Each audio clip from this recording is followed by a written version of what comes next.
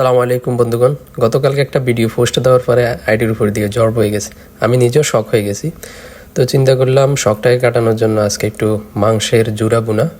এটা আমি জানি না কখনো কেউ খেয়েছেন কিনা। তো এটা করার জন্য প্রথমে আমি কিছু মাংসকে পাতিলে দিয়ে তারপর এটার সাথে গোটা মশলা যেগুলো আছে লং, এলাচি, দারুচিনি, জিরা যা আছে সব কিছু দিয়ে হালকা হলুদ, লবণ আর জিরার গুঁড়া দিয়ে আমি এটাকে হালকা করে একটু কষাবো। তো এই মাংসটা আমরা প্রথমে সিদ্ধ দিব, আর এর পাশাপাশি একটা রসুন, একটা আদা আমি পেস্ট করে নিছি। এটার অর্ধেক আমি এখন দিব, অর্ধেক দিয়ে আমি এগুলো কষাচ্ছি। আর এর পাশে আমি পেঁয়াজ, কাঁচামরিচ, টমেটো এগুলো আমি কেটে নিচ্ছি। দুইটা পেঁয়াজ, কয়েকটা কাঁচামরিচ আর একটা টমেটো, তো এগুলো কেটে নিচ্ছি। ওই পাশে আমাদের মাংস হচ্ছে, মাংসগুলা কষানো হচ্ছে। তো মাংস যখন মোটামুটি কষানো হবে তো এটাতে আমি 2 থেকে 3 কাপ পানি দিয়ে দিব। পানি দিয়ে এটাকে ঢেকে দিব। তারপর এটা 20 মিনিটের জন্য আমরা বয়েল করব।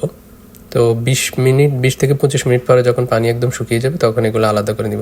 তারপর সিদ্ধ মাংসটাকে আমরা মাংসগুলোকে ভালো করে পিষবো। আমার কাছে পুঁতা নেই, যার কারণে আমি এটা দিয়ে ফিরছি। তো মাংসগুলোকে মাংসগুলোকে নিয়ে আমরা ভালো করে পিষে একদম মাংসগুলোকে জুড়া করে ফেলবো।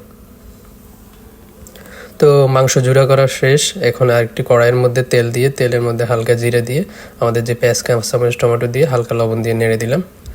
আর এরপরে বাকি যে আদা রসুন ছিল ওইগুলো দিয়ে দিলাম। তো এগুলো ঢেকে দিলাম। কিছুক্ষণ ঢাকার পরে যখন এগুলো মোটামুটি হয়ে গেছে তারপরে এটার মধ্যে যে নর্মাল যে মশলাগুলো আছে, জিরা, গরম মশলা,